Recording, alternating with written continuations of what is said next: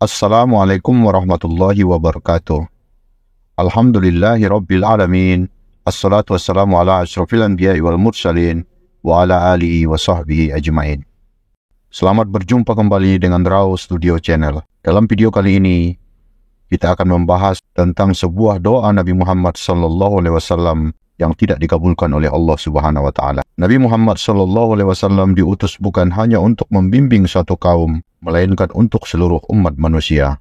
Dialah suri tauladan bagi semua orang, terutama bagi kita umat muslimin.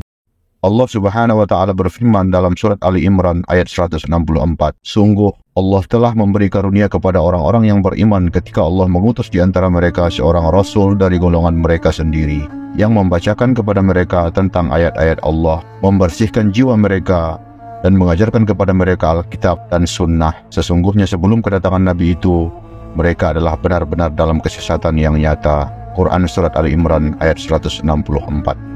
Sahabat Rao Studio, keistimewaan Rasulullah SAW tidak heran jika apapun yang beliau minta, pasti Allah akan kabulkan.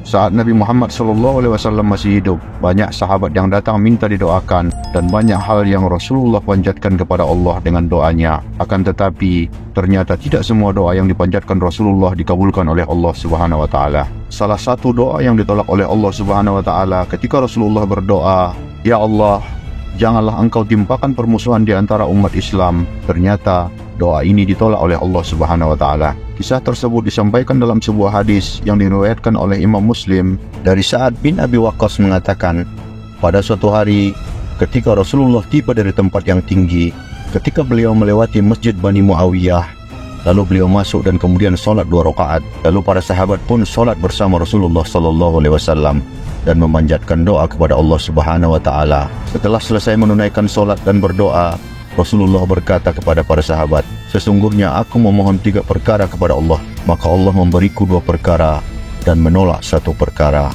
Lalu Rasulullah pun melanjutkan, "Aku memohon kepada Allah agar Allah tidak membinasakan umatku dengan kekurangan pangan yang menyeluruh, maka Dia pun mengabulkannya. Lalu aku pun memohon kembali kepada Allah agar Allah tidak membinasakan umatku dengan ditenggelamkan, maka Allah pun mengabulkannya. Lalu aku memohon kembali kepada Allah agar Allah tidak menimpakan permusuhan di antara para umatku, maka Dia menolaknya." Hadis riwayat Muslim. Doa Rasulullah SAW yang ditolak oleh Allah Subhanahu wa taala tersebut jelas hanya Allah yang tahu mengapa hal itu tidak Ia kabulkan. Dan hingga sekarang, sejak Rasulullah SAW wafat, selalu saja ada pertikaian dan permusuhan di antara umat muslim yang terjadi.